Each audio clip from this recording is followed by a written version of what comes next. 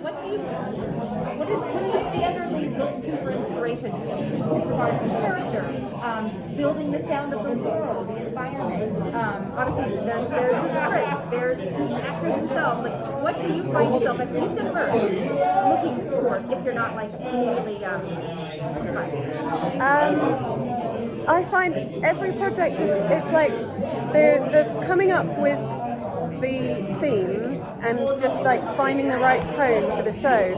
It's always every single time it's like this anxiety, like how am I gonna do this? Like how am I gonna pull this out the bag? Particularly if there's crazy deadlines to deal with. But it's like this, and I'm just like on the piano and like listening to stuff and trying to be inspired. And like I go for walks, like trying to come up with things in my head. And for me, it's like a hook that's kind of playable on the piano. And then the sounds come later, because I just feel like you can, if you haven't got something that's really, durable as a theme, then then starting to put sounds on it's just it's like, well, you don't have a theme, so don't start. But starting to make a dress without any pattern. You're just throwing stuff out there. So for me, the piano is really useful at that point, and just recording voice notes and But I feel that pain that you have at the beginning, where you're trying to come up with something, it sort of gets easier as you go through, and then it's like it starts to write itself, and it's like you're sliding down the hill at a certain point. You've got your suite of themes, and then it's like you kind of build this thing out, you gain this confidence, and then the project's over. And then you have to do it all over again. But it sort of starts writing you at a certain point, in a weird way. It's like, I don't know, but it's always hard at the beginning. Especially looking at something like Loki, where you're sort of through time and space, how do the environment in both like where you are in time and where you are in space influence what you're doing with the score? Loki felt, because of it's across the whole of time, it felt like I could pluck loads of different ideas. Like I threw a lot of ideas in there. When I talk to people about, there's Wagner, the Ride of the Valkyries. So there's kind of like elements of classical music that I wanted to have as a kind of grand, like Shakespearean element to it that gave Loki some weight and drama. But then there's the Norwegian folk instruments, and then there's like the kind of analog tape machine stuff that felt like it went with the aesthetic of the TVA. And then there's all those different pastiche versions of the Loki theme I did, which were kind of like a samba version or a prog rock version. And then I did like a sort of more a chorale for the He Who Remains, when he was giving his kind of monologue in episode 6. So there was just so many opportunities to draw on multiple eras, and that was really fun with Loki. I loved it, and it felt appropriate to do that. Yeah. Did you find when you were working on Loki at the time, I think it's several episodes in where we start seeing and another Loki and there's always did you start, how are you inspired to write for the brief amount they were on screen, how are you inspired to write the different Lokis still having Loki? I mean, there was really, like, they were all connected with the Loki theme, so that felt like an underpinning for all of them. Even when they're fighting in the Loki den in the void, that felt fun to just kind of go into that prog rock version of the theme.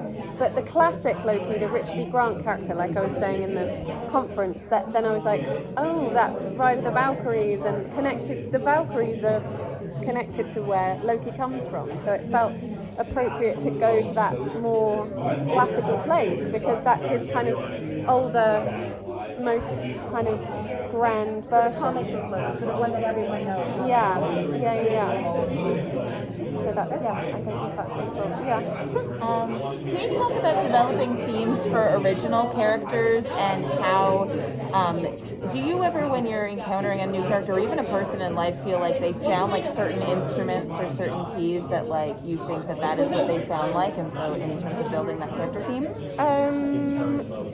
Yeah, definitely. I think sometimes I just see a character and be really inspired. Like we were saying before about coming up with a thing, and it's like a way of someone moves or like Mobius. I read the script actually, and because I knew he liked the 90s and he had a jet ski magazine on his desk. I didn't know how Owen Wilson was playing it at that point.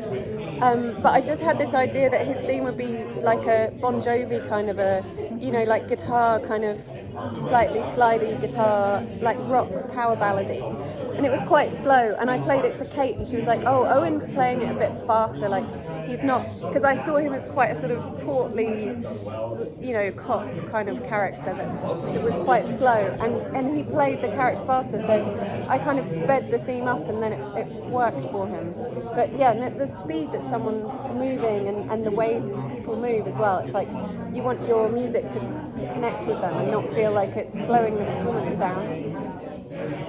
When you're working in a project, any project, in any medium, I should say, how do you balance or choose how much something as strong as dissonance to use? So it's not overwhelming, so it's used and it's actually effective and it's not overdone. Like, how do you, as a composer in general, like how do you include it or what amount, whatever? I'm sure it's instinctual. How do you know when to do it and when it's not overwhelming? Yeah, I guess, John Williams is quite interesting, his chromatic harmonies. I was kind of analysing and like, whoa, he's so nimble with the amount of, musical, it's like a symphony when you listen to what he's doing, and he's just got this nimble gift of writing that I'm just in awe of, that we're all in awe of as composers, I think. But that comes really naturally to him as a composer. That's kind of his style, isn't it? So I think as composers we're all developing our own identity and style that we bring to each project, although you hope that you're giving each project its own style in itself, but it's that marriage of you kind of know what you're getting if you see John Williams' name on a score, and with other composers they're a bit more, you don't know from project to project because they're a bit more chameleon-like. So I suppose that's the thing, it's kind of like, am I going to set out my stool as like having a sound, or am I going to be one of those composers that's more chameleon-like? And I guess that time will tell.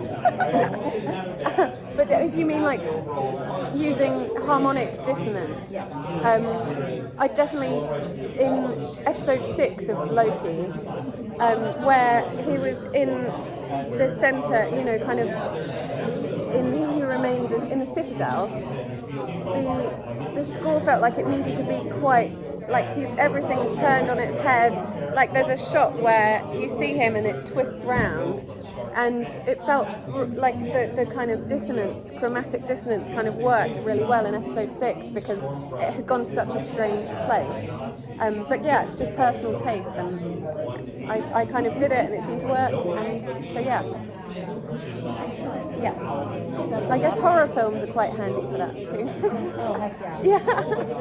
A project that, say you're brought on for a film 3 in a series, and so the characters exist, the world exists, and you have to obviously honor it in some way.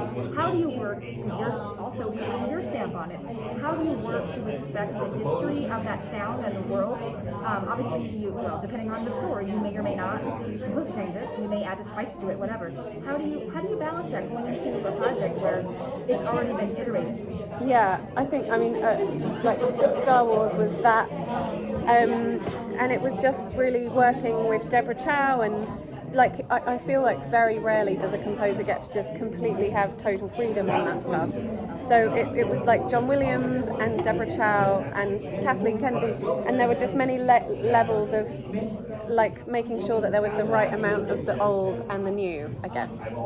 But and quite a rush in a compressed time frame.